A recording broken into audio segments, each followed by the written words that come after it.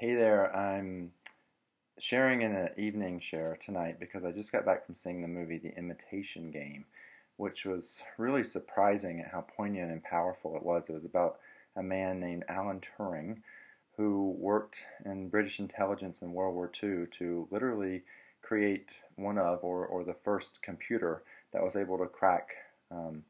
the German intelligence machine that inevitably helped the Allies to win the war. And of course, everything was top secret, and after the war, a few years later, he was arrested on charges of indecency for homosexuality and was given the choice between prison or basically chemical castration or hormonal therapy, of which he chose and did for a year before inevitably committing suicide. And so the story really struck me because it was at the very end how miserable he was, that he just wanted a normal life and he just wanted to not be different. And one of the other characters in the movie, actually played by Keira Knightley, it said to him, well, if you had been normal, then we never would have won the war, and there was a city that I just rode through on a train today that wouldn't be there if it wasn't for you, and thank you. And it really just got me thinking about the life lift work that I do, which helps everyone go into their core wound story. What is that story that you hold deep down that makes you feel separate or cast out or different, or or lost from those around you? And my biggest core wound my entire life has been that I don't belong. So feeling different is something that's not new to me. And about a year ago or so, I came out, so to speak, on Facebook about being bisexual, being a happy and proud and celebrating bisexual man, which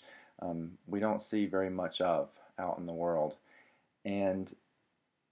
what strikes me so much is that even though it's 60, 70 years later and being a homosexual is no longer something that will land you in prison or will get you killed, so to speak, even though it's not been that many years when people like Matthew Shepard and others have been killed for their sexual preferences,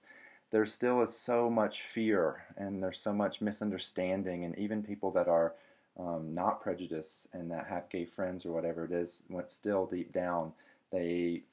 have a little bit of fear or uncomfortability around it. So many people that I know, even here in Boulder, that when it comes right down to it, it's an edge for them or it makes them uncomfortable. And so I feel fortunate that I've been through the journey that I've been through to celebrate it in myself and to fully understand it and to fully be blessed and grateful that I am the way that I am, and that it doesn't matter what anyone thinks, what anyone feels. And perhaps maybe it was a little bit easier for me um, because I do like women, and I have been with women in my life and been married to women and in relationship with women, and people have seen that. And so perhaps if I were all the way gay or didn't like women at all, it would have been more difficult. But I just want to take a stand in who I am and to be an example, and also in the spiritual work that I do and the transformational coaching and healing work that I do, that whatever it is that your pain is, whatever makes you feel set apart, whatever your fear of being your fullest and living your fullest truth and being your fullest self, if that means that your family or your friends or that you're going to lose something that they're not going to understand, that there is a way through it. There is a way to embrace that feeling of loneliness or that feeling of rejection or that feeling of abandonment, and actually use it as a doorway and a window into connecting with something that's more real and more true than you could have ever thought possible. And that's the true nature of who we really are. And beyond our understanding and beyond our comfortability, beyond this idea of being loved for who we're supposed to be, there is a whole bright world of possibility of what we are actually capable of and what we can create for ourselves. And so I'm celebrating that I love both men and women, that I've had amazing connections with both men and women, and that no one's sex or age or race will ever stop me from connecting with them and sharing and expressing my love with them or my sexual desire for them in just the most authentic and pure way. And that this is one small example of living my fullest truth And I would invite each of you to reflect, and it doesn't have to have anything to do with sexuality or nothing to do with relationships, but wherever it is in your life, where are you playing small? Where are you staying quiet for fear of being rejected? Where are you not being yourself because you're afraid people won't understand? Right? And can you reflect on that today? And can you,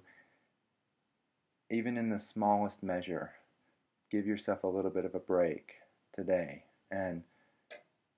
triumph in some little way, even if it's just journaling and writing something down, or just being honest with yourself, or being honest with someone that you love. So thank you so much, and much love.